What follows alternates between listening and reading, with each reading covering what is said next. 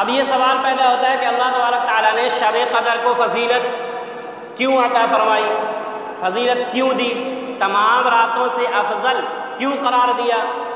تو اللہ خود فرماتا ہے انا انزلناہ فی لیلۃ القدر، کہ یہ رات اس لیے افضل ہے کہ اس رات میں ہم نے اپنے کلام کو اتارا ہے، قرآن کریم کو نازل کیا ہے، اس لیے یہ رات اس قرآن کی نزول کی وجہ سے، میرے کلام کے اترنے کی وجہ سے یہ رات افضل ہے اور تمام راتوں پر فضیلت رکھتی ہے۔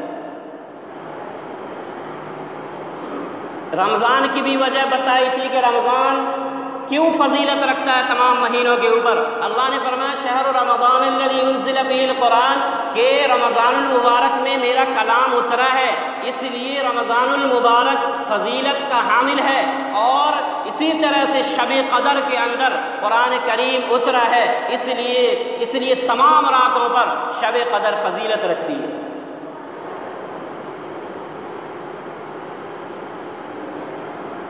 اب کہیں گے کہ قرآن کریم کا نزول تو وقفے پر ہوا ہے اور دھیرے دھیرے ہوا ہے، حسب مواقع ہوا ہے، کہ جیسے جیسے حالات اور مسائل پیش آئے اللہ تبارک تعالیٰ نے قرآن کریم کا 23 سال کی مدت میں قرآن کریم کا نزول فرمایا ہے، تو شب قدر کے اندر کیسے قرآن کریم کا نزول ہو گیا؟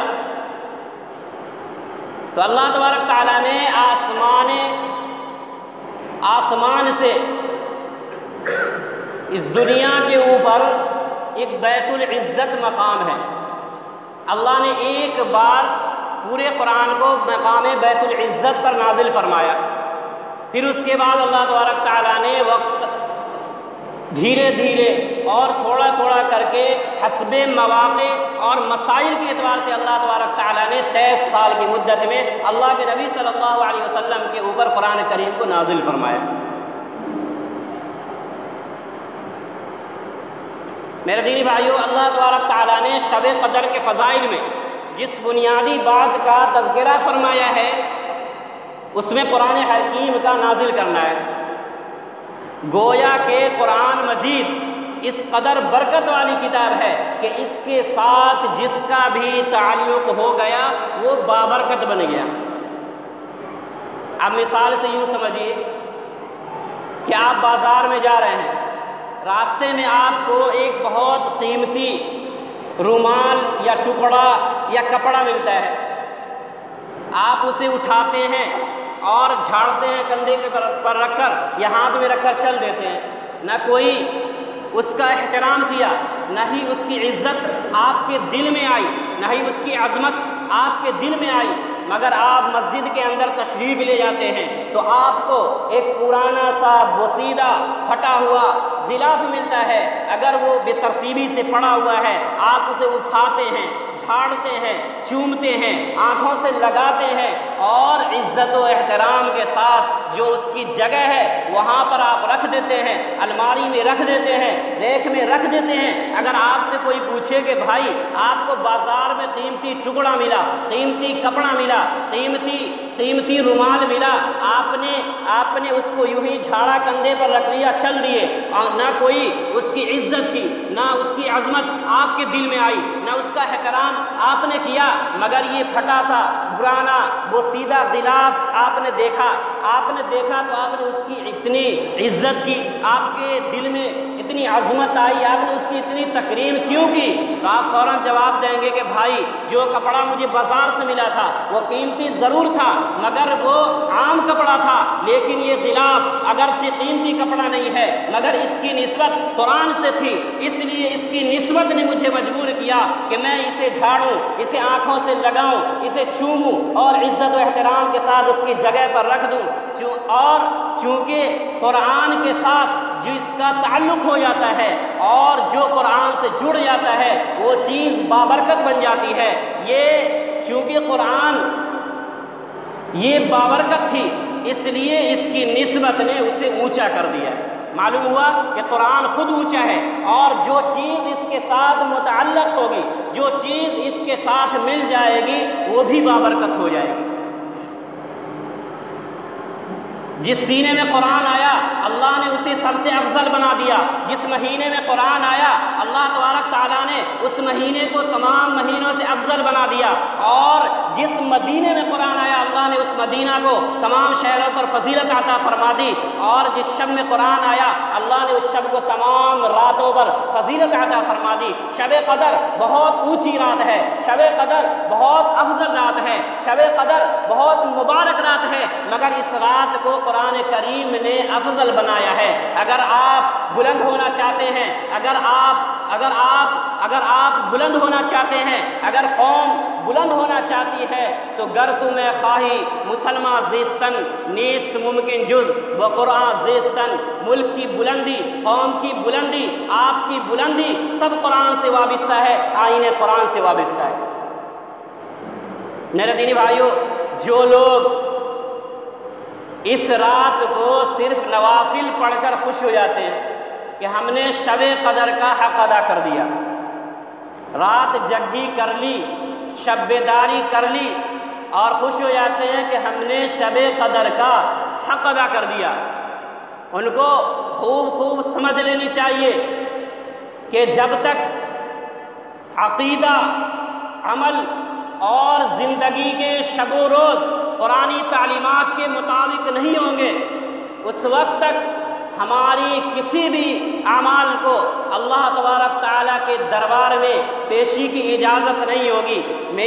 ہم سب کے عقیدے میں قرآن آنا چاہیے، ہم سب کے عمل میں قرآن آنا چاہیے، ہم سب کے کردار میں قرآن آنا چاہیے، ہم سب کے اقتدار میں اور قول و فعل میں قرآن آنا چاہیے. غرض کہ پوری زندگی قرآن کے رنگ میں رنگ جائے، تب سمجھا جائے گا کہ ہم نے شب قدر کا حق ادا کر دیا ہے.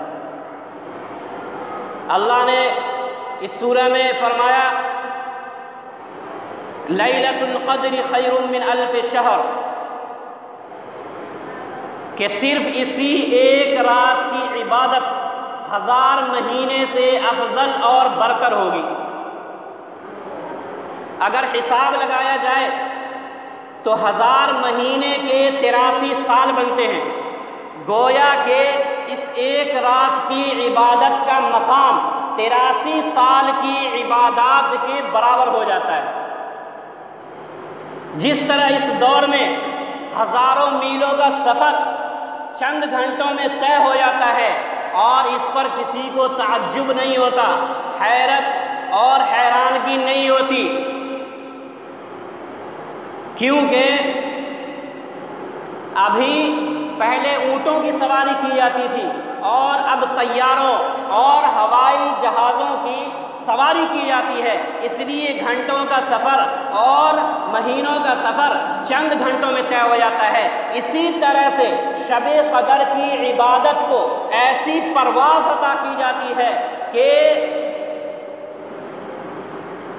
ایسی پرواز عطا کی جاتی ہے کہ اس کے جو درجات ہیں وہ گھنٹوں کی مسافت سے طے کرتے ہیں اور امت محمدیہ کی دامن کو سعادتوں اور برکتوں سے مالا مال کر دیتے ہیں. یہ اللہ تبارک تعالیٰ کی امت محمدیہ پر عنایت. امت محمدیہ کی عمر یہی کوئی 60 برس کے لگ بھگ ہوگی. پہلی امتوں کی عمریں سینکڑوں برس، ہزاروں برس ہوا کرتی تھی. تو اللہ نے امت محمدیہ کو یہ رات مرحمت فرمائی کہ ایک رات اگر تم عبادت کر لو تمہیں حاصل ہو جائے تو 83 سال کی عبادت کے برابر تمہیں عبادت کا ثواب مل جائے گا. اس طرح سے جو پہلی امتیں تھیں ان کی عبادت سے تمہاری عبادتیں بڑھ جائیں گی، بشرطے کہ تم اس کی قدر کرو، اس کا احترام کرو اور اس کو بجا لاؤ اور اس رات کو حاصل کرنے کی پوری کوشش کرو.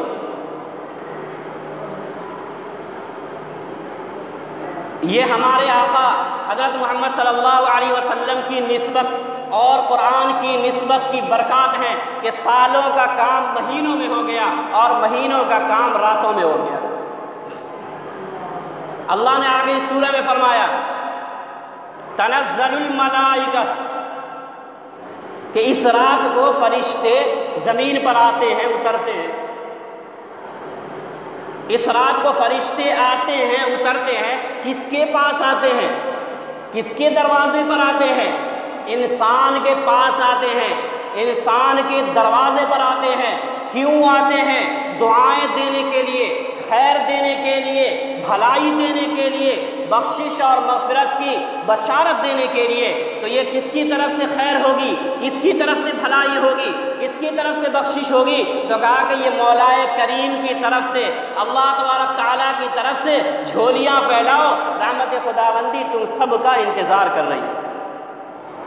میرے دینی بھائیوں، صرف فرشتے ہی نہیں بلکہ فرشتوں کے سردار جبرائیل امین، فرشتوں کے صدر جبرائیل امین خود آ کر آواز دیتے ہیں کہ او شب قدر میں رونے والوں، او خدا کے حضور سرب سجود ہونے والوں، رب ذوالجلال کے حضور دستے سوال دراز کرنے والوں، اپنے گناہوں پر ندامت کے آنسو بہانے والوں، سلامن، تمہارے لیے بھلائی ہی بھلائی ہے، تمہارے لیے خیر ہی خیر ہے، تمہارے لیے برکات ہی برکات ہے، تمہارے لیے بخشش ہی بخشش ہے۔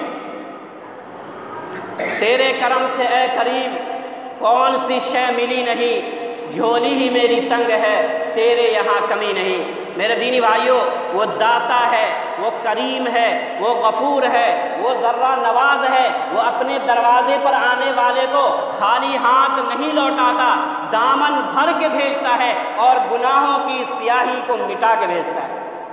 اللہ فرماتا ہے اذا سالک عبادی عنی فانی قریب اجیب دعوت الداعی اذا دعان، اپنے محبوب کو کہتا ہے کہ محبوب جب کوئی آپ سے سوال کرے تو آپ کہہ دیجئے کہ میں اپنے بندوں سے قریب ہوں، پکارنے والوں کی پکار کو سنتا ہوں اور اس کا جواب دیتا ہوں۔ پکارنا پکارنا تمہارا کام ہے اور گناہوں سے نکالنا میرا کام ہے۔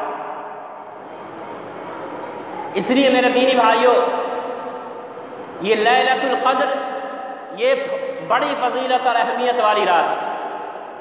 جس انسان کو یہ نصیب ہو جائے تو چاہیے کہ پوری کوشش کرے کہ اس رات کو حاصل کر لے۔ اس رات کو اللہ تبارک تعالیٰ نے مبہم رکھا ہے اور ظاہر نہیں کیا، تاکہ انسان جو مبہم راتیں ہیں تمام راتوں میں جاگے اور اس رات کو حاصل کرنے کی کوشش کرے۔ میں نے خطبے میں ایک حدیث پڑھی تھی، اس کا ترجمہ کر دوں، اس کے بعد اپنی باتوں کو ختم کر لوں۔ حضرت ابو ہریرہ رضی اللہ تعالیٰ عنہ نے روایت کیا ہے اور بخاری نے اسے کتاب الصیام کے اندر اس حدیث کو لایا ہے۔ اللہ کے نبی صلی اللہ علیہ وسلم نے ارشاد فرمایا من قام لیلۃ القدر ایمانا واحتسابا غفر له ما تقدم من ذنبه، کہ جو آدمی لیلۃ القدر کو قیام کرے، شب قدر میں قیام کرے، نماز پڑھے، عبادتیں کرے، ایمانا و احتسابا، ایمان کے ساتھ اور احتساب کے ساتھ۔ احتساب کہتے ہیں کہ اللہ کی رضا کے لیے اور اللہ کی خوشنودی کے لیے قیام کرے اور عبادت کرے تو اللہ تبارک تعالیٰ اس کے پچھلے گناہوں کو معاف فرما دے گا۔